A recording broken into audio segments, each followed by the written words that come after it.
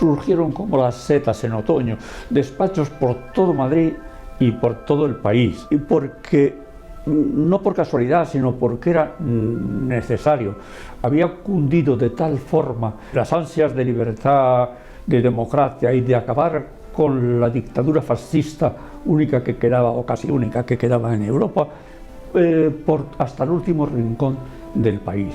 Y ante esa situación era necesario que estuvieran respaldados por alguien que les defendiera, que supieran que no estaban solos. Aquí en Cataluña los despachos laboralistas aparecen en principio alrededor de una idea que sale como consecuencia de la necesidad de hacer frente a la defensa por parte de muchos juristas, la defensa de los derechos de los trabajadores y de los sindicatos en aquellos momentos en la situación de ilegalidad. Entonces creamos una cosa que se llama Centro de Estudios y Asesoramientos Laborales, se llamaba así. Los despachos eran como una especie de cruce de caminos.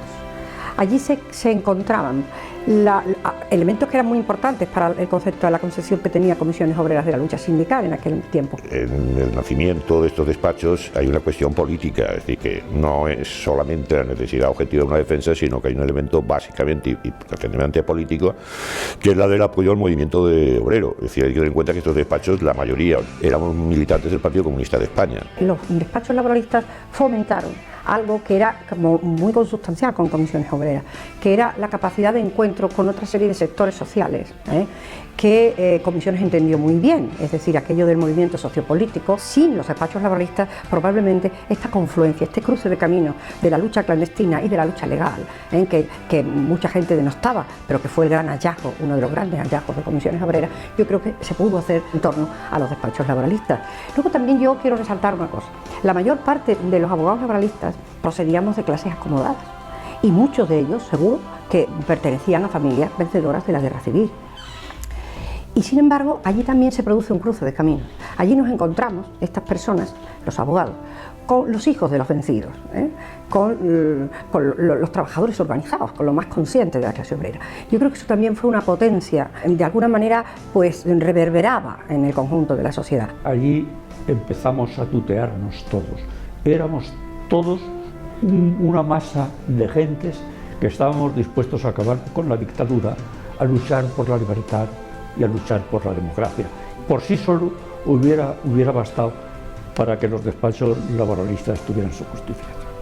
Los laboralistas teníamos muchas reuniones entre nosotros para ver cómo superar las dificultades y qué se nos ocurría como más efectivo. Es decir, que no éramos competitivos, sino al revés, muy de cooperación. Lo que a uno se le ocurría, enseguida lo contaba a los demás. Y hacíamos incluso revistas con artículos y con copias de sentencias de asuntos que se habían ganado. Es decir, que celebrábamos conjuntamente los hallazgos aislados y poníamos toda esa especie de material creativo al servicio común, tanto de la profesión de los laboralistas como de los trabajadores que estaban en contacto continuo con nosotros, ¿no? Nosotros repartíamos mensualmente un sueldo que habíamos establecido los compañeros. Habíamos establecido un sueldo que puedo decir que la mayoría de las nóminas que veía de la construcción, sobre todo, eran muy superiores a lo que yo cobraba, o nosotros cobrábamos los abogados laboralistas al mes, eran muy superiores. El atentado de los compañeros de Atocha fue un poco por culpa de esto, de que se creían realmente impunes. Entonces fueron a cortar cabezas directamente y dio una especie de impresión de que se levantaba la vela de la caza del laboralista, ¿no?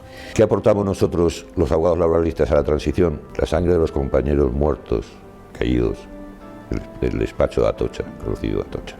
Yo todavía se me saltan lágrimas, o sea que fue una cosa que estábamos en un ambiente, en principio, pues de victoria, porque estaba cayendo el franquismo, la derecha franquista empezaba a tener ya, los ciudadanos empezaban a tener la sensación de que desaparecía, por fin se la quitaban de encima, empezaban a aparecer los cantantes, los grupos de musicales que hacían pues una apología de la democracia, de la libertad, aparecían todos los intelectuales, los profesionales, la luz pública.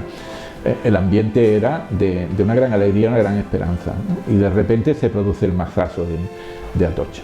Y de aquella, la verdad es que hubo una reacción por parte de los trabajadores en ese sentido muy afectivamente muy importante, que es que como salía más tarde de trabajar, se turnaban y venían como de guardaespaldas a acompañarnos a casa para que no nos pudieran dar un susto, ¿no? Si siempre estábamos discretamente escoltados por alguna pandilla que venía a protegernos. Yo creo que aquello sí produjo una doble alteración en la correlación de fuerzas. Una en beneficio de la lucha política y de la democracia, y fue el inmediato la legalización del Partido Comunista y las elecciones, las primeras elecciones, pero probablemente, y eso lo tengo en duda, pero me lo reflexiono muchas veces, probablemente también fue un aviso importante al movimiento obrero organizado. Obreros y abogados dieron su vida juntos en el despacho de Atocha 55. La solidaridad no podía ser mayor.